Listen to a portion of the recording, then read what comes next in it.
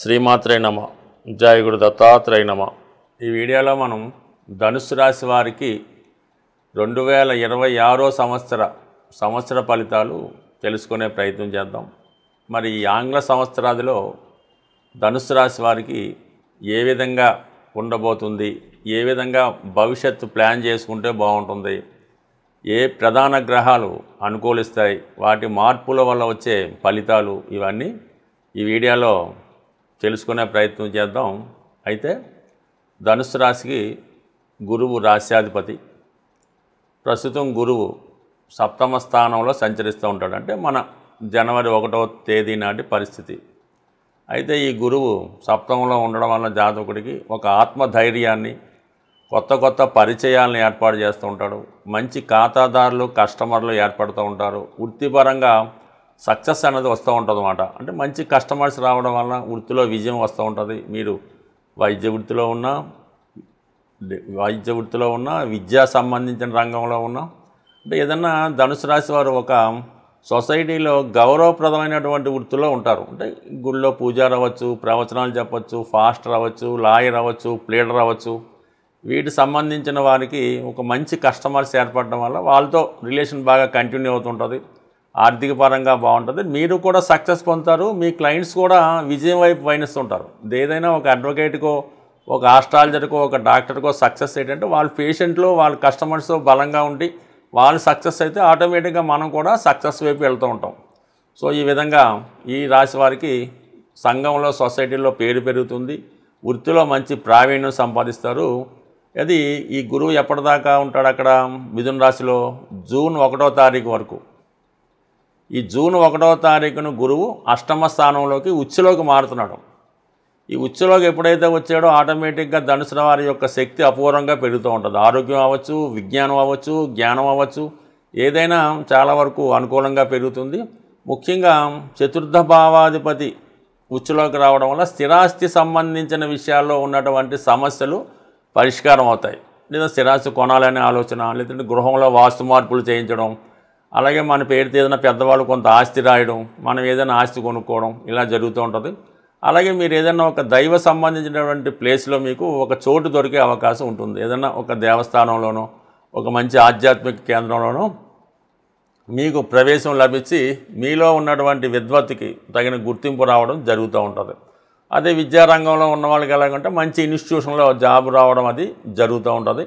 అయితే అష్టమంలో ఉన్నప్పుడు కూడా ఉచ్చస్థితి అవ్వడం వల్ల చాలా వరకు కొన్ని శుభవార్తలు మీ లైఫ్ టర్నింగ్ని తీసుకురావడం జరుగుతూ ఉంటుంది. అనూహ్యంగా మీకు మంచి అవకాశాలు రావడం వల్ల వాటిని మీరు ఉపయోగించుకుంటే జీవితంలో స్థిరపడడానికి ఇది చాలా బలమైన సమయం. ఈ విధంగా జూన్ 1 నుంచి అక్టోబర్ 30 వరకు అదే రాశిలో గురు సంచారం జరిగి అక్టోబర్ 30న మళ్ళీ సింహరాశిలో కంటే మీకు భాగ్యస్థానంలోకి ప్రవేశిస్తున్నాడు. అది ఇంకా అద్భుతమైనటువంటి ప్లేస్ మాట. అంటే ఇంచుమించుగా జనవరి 24 వరకు కొద్ది రోజులు మాత్రమే అక్కడ ఉన్నప్పటికి కూడా జాతకుడికి విదేశ ప్రయాణాలు కానీ, వ్యక్తిగతంగా ఒక గౌరవ హానర్బుల్ పోస్ట్ రావడం కానీ, ఒక పిహెచ్డి లాంటివి పూర్తి చేయడం కానీ, ప్రభుత్వ హానరు లేదంటే ఒక గుర్తింపు, ఏదో ఒక బిరుదు లాంటిది, సత్కారం, సన్మానం లాంటిది జరిగే అవకాశం ఉంది. అలాగే దైవ అనుగ్రహంతో, పెద్దవాళ్ళ యొక్క దీవెనలతో జీవితంలో సెటిల్ అవ్వడానికి కూడా ఇది కారణం అవుతూ ఉంటుంది. అంటే మొత్తం మీద గురువు ఈ రాశి వారికి ఓకే.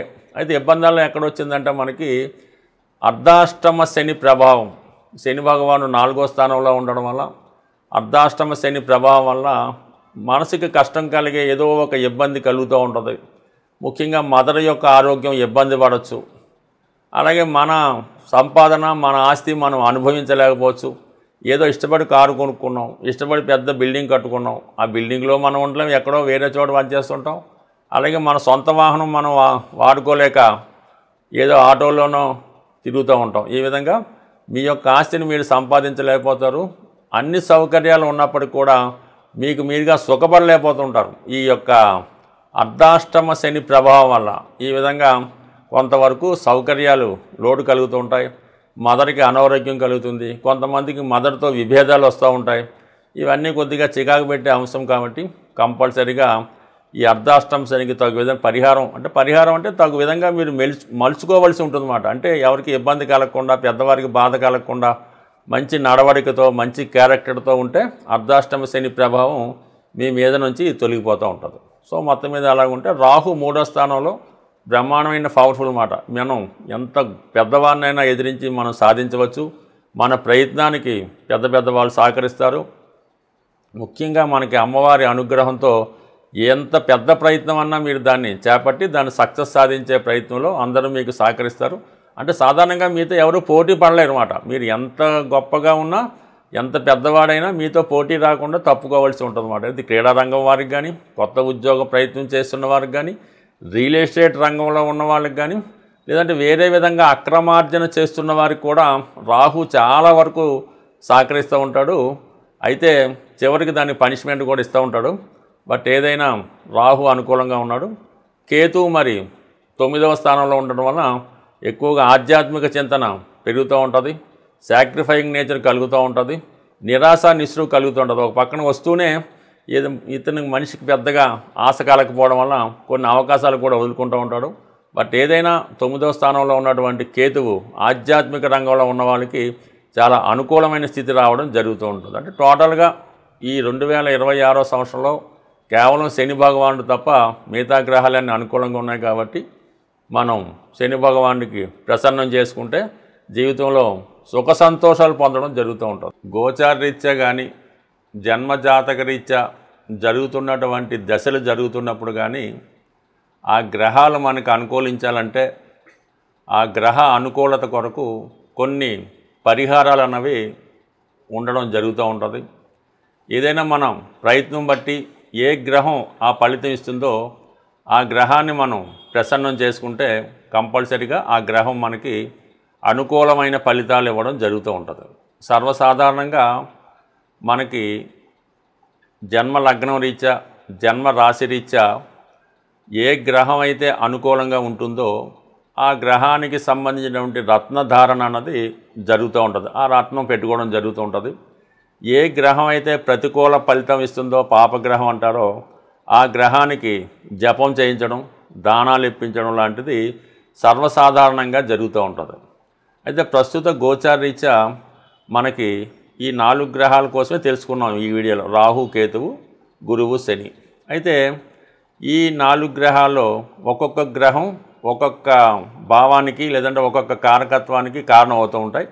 వాటి ప్రసన్నం చేసుకొని మనం ఎదుర్కొన్నటువంటి ఇబ్బందుల ప్రకారం ఆ గ్రహానికి పరిహారం చేసుకుంటే కంపల్సరీగా గ్రహం అనుకూలత ఇవ్వడం జరుగుతూ ఉంటుంది. దానికి మనం ఫిజికల్గాను తోడ్పడాలి, అలాగే మనకి దైవత్వ పరంగా కూడా చేసుకోవడం జరుగుతూ ఉండాలి.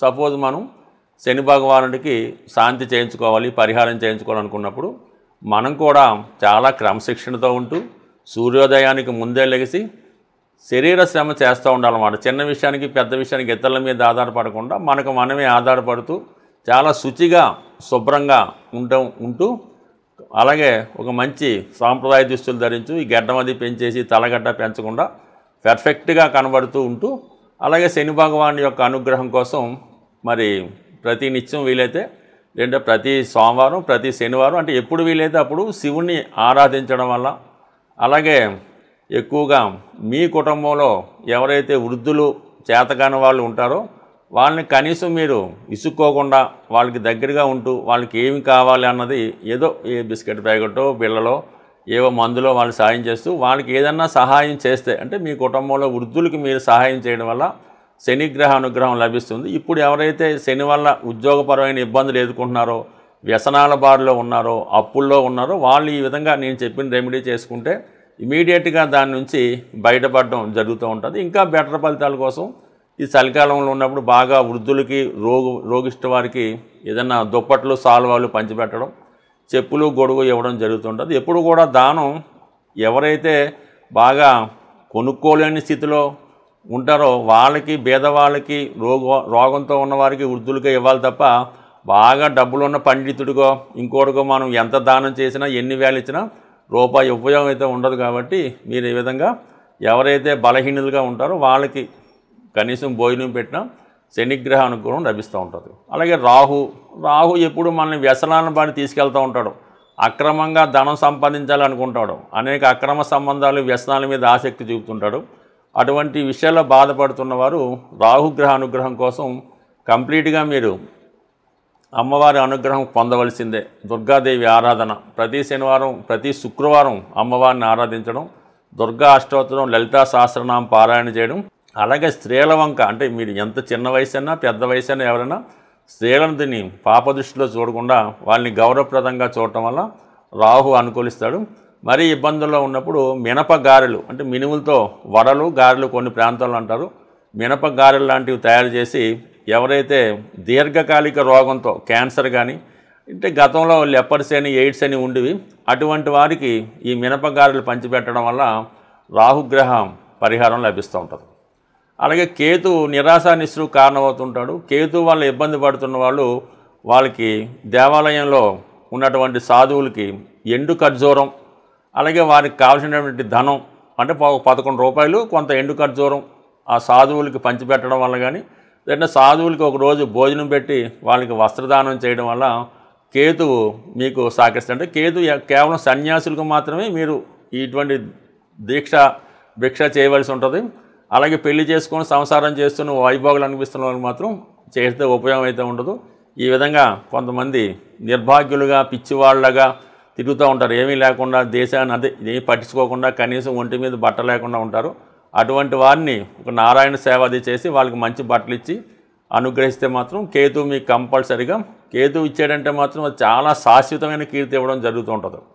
ఇక గురువు అన్నది ఏంటంటే మీ యొక్క గురువుని ఆశ్రయించడం వల్ల కానీ, మీకు ఎవరైతే విద్య నేర్పారో మీ తండ్రి గారు, మీ తల్లి గారు, వారిని సేవించడం వల్ల, లేదంటే బాబా గారు, సత్యసాయి బాబా, రాఘవేంద్ర స్వామి, మీ ఇష్ట దైవం ఎవరైనా ఉంటే వారిని గురు రూపంలో కోల్చుకోవడం వల్ల బాగుంటుంది. మళ్ళీ గోవుకి సేవ చేయడం వల్ల కూడా గురువు అనుగ్రహిస్తూ ఉంటాడు. ఈ కారణాల వల్ల ఏంటంటే చిన్న చిన్న రెమెడీలతో మనం చేసుకునే రెమెడీలే పనిచేస్తాయి తప్ప, ఏదో గుళ్ళో డబ్బులు కట్టేసామండి, లేదంటే ఇంకోటికి ఏదో చేసామని అలా కాకుండా ఫిజికల్గా దగ్గరుండి సంతృప్తికరంగా మీరు పరిహారం చేసుకుంటే అది మీకు 100కి 100 పాళ్ళు సహకరించే అవకాశం ఉంది. స్వస్తి.